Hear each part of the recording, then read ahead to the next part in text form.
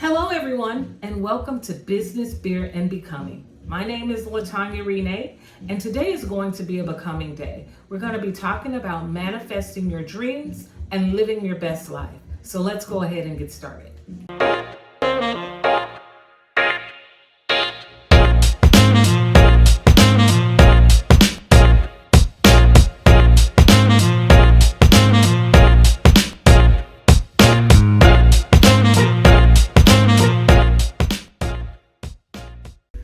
Okay, let me start by familiarizing everyone with the channel.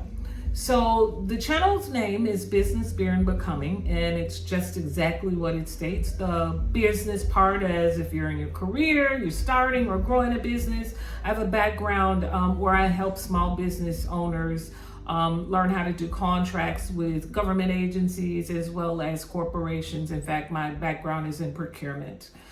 And then there's the beer. That's the fun part of my channel. That's where I try out different beers because I'm not a beer drinker. And so we, as women, we always talk about drinking wine. So I wanted to try to talk about drinking beer and find different beers that you would like and that I would like.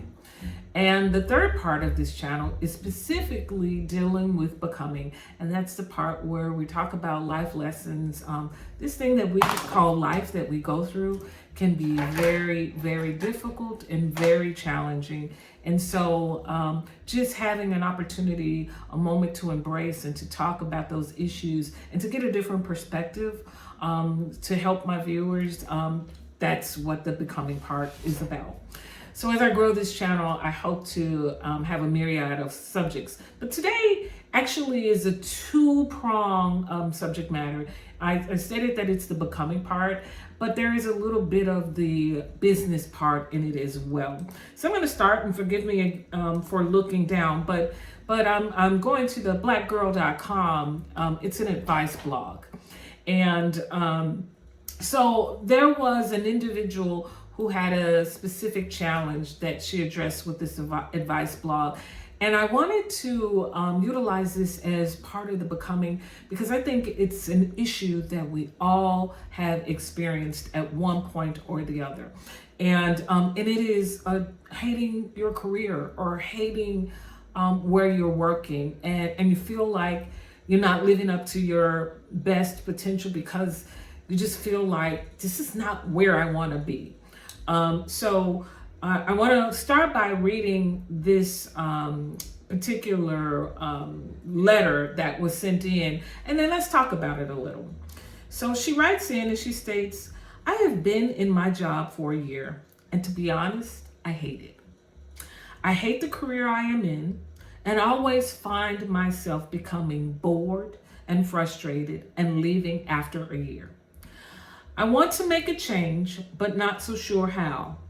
I love writing and would love to make it a career. How do I move forward? Now, again, I wanted to address this because I think that at some point in time, we may have all experienced this, now she was in it for a year. It could be 10 years. It could be 20 years where you just look and say, this is not for me. What do I do? How do I do that? How do I make those changes? And when you are faced with that, sometimes you feel stuck. And sometimes that feeling stuck can make you feel depressed. And when you start getting into that depression, that's when you stop living your best life. Understand this. We only got one life. Only one life to go through. Why do you want to live it in a place, in a space that you don't like, that you don't even enjoy, that makes you depressed? How do you change that? Because in this one life, you want to live your best life. And how do you change it and make it different from where you're sitting in? Understand this. It is never too late to change it. I don't give a darn if you're 70 years old. The only time it gets too late is when you're 6 feet under. But until then, you have the opportunity to change what you're not liking about your life. So let's address that letter and let's look at 5 things that this individual could do or that you could do. Because again, I mentioned, I experienced that where I'm saying, am I doing what I'm supposed to be doing, or am I doing it for the space that I should be doing it for, or should I be doing something? That's why I'm going through the process of starting my own business, White Lilies and Caviar. That's my boutique that I'm going to be launching the end of this month, and I'm doing so, and this is January. I'm doing so because I know that I want the ability to, one, help women feel good about themselves and how they look on the outside, and also help small businesses, because part of that business that I'm looking to do is to bring in small artisans to have their own products and services and sell them within my brick and mortar store. So that's how I am looking to live in the space that I want to live in. And it didn't just start with me just coming out today and saying, oh, I'm going to do that. I had to go through a process. So let's talk a little bit about that process. And I'm going to talk about 5 steps related to that. One is, let's start with prayer and meditation. Prayer and meditation, they go together hand in hand like a glove. And whatever and whoever your higher power is that you reach out to, it's important to start there. Because if you knew what to do, you wouldn't be stuck in a rut, you wouldn't be depressed about it, and you wouldn't be sitting there in that space. So this is an opportunity to go to that higher power that you look to, and you start with that prayer. That prayer is extremely important. And I think someone said it, that prayer is when you talk to God, and meditation is when you listen. So you can't have the prayer without the meditation, because you can talk to God and He will listen, but you got to listen to Him too. So adding prayer to your life, like I said, whomever that higher power is that you pray to, taking that time out in your day, every day, to be thankful in what God has given you, and to thank Him for that, and to ask Him for revelation in your life. And then taking that time, sometime a day. So what I have added to my life's ritual is I meditate for at least 10 minutes every day. And in that meditation, it is a thankful meditation, but I also open myself up to listen and hear from God, and hear from God as to what He's wanting for me, and just really staying in tune with that and really hearing it, because you hear that in your spirit. There's this tingle that you feel in your center that makes you say, okay, I'm hearing and I'm receiving that information, and I'm receiving that messaging. So that's number 1, that prayer and meditation. The other thing is embracing discomfort. We go through our routine every day, and we can do them like clockwork without even thinking. You get up every morning, you get the kids prepared, or you get your day started, and you get in your car, or you drive to work, or you get on public transit, however you do, and you do that routine each and every day, day in and day out, without fail, and that is the reality of your world. Well, when you are looking to make significant change in your life, sometimes you have to embrace being uncomfortable. Being in that same routine is not going to always give you the direction of something different. So sometimes it means going outside of your comfort zone, going outside of what you normally do, and trying different things. You may not necessarily know what you want to do until you try something different. So look at and embrace that discomfort. It's okay. And I know it's hard, especially based on the modeling from our parents. A lot of times they teach us to you do this, you go out, you do what you're supposed to do, and et cetera, et cetera. And then so you get stuck in that mundane hamster wheel. And so that hamster wheel can sometimes get you in a rut. The third thing is understand what's holding you back. Sometimes we have to address our relationships that we're in. Is it a person? Is it you? So what is keeping you from moving forward in your spaces? So when we talked about that prayer meditation and looking at discomfort, sometimes that discomfort could say, the relationships that I'm in are not the relationships that I should be in. And that can become very dicey because when you seek answers from God, sometimes He will deliver you answers that you always knew, but that you didn't want to address. So look at that. So you need to start. You need to start. You can't move forward without starting. So what does that start look like? What I want you to do is I want you to build a list of 10 things. 10 things that you want to accomplish this year. Let's make it easy.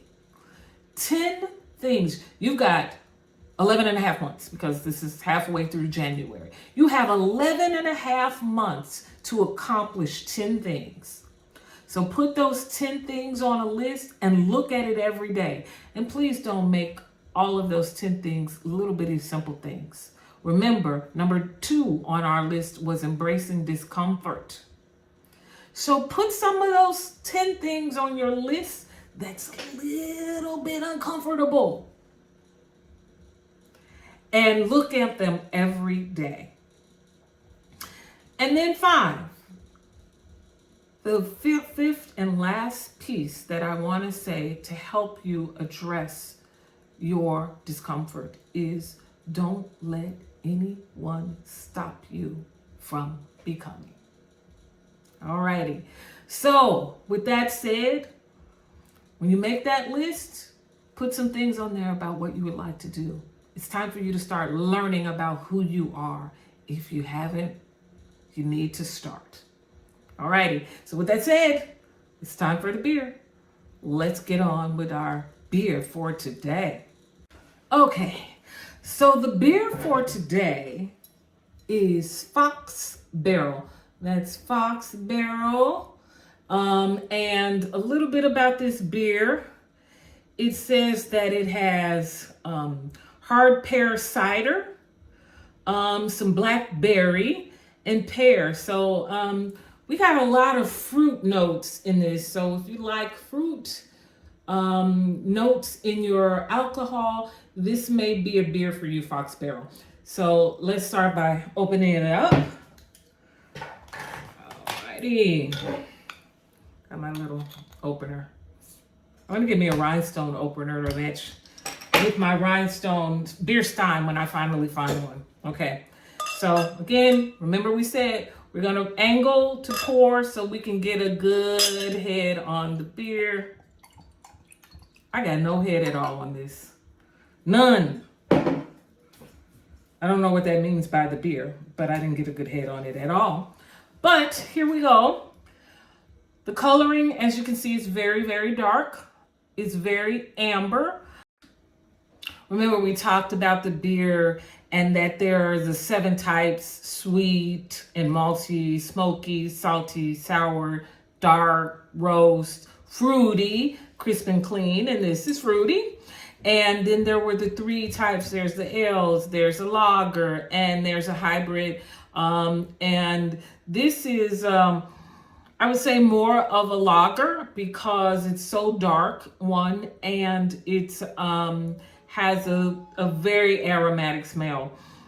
In fact, I can smell the fruit in it. It has, we talked about the fruits that were in it, so I can smell all of that. So let's take a taste.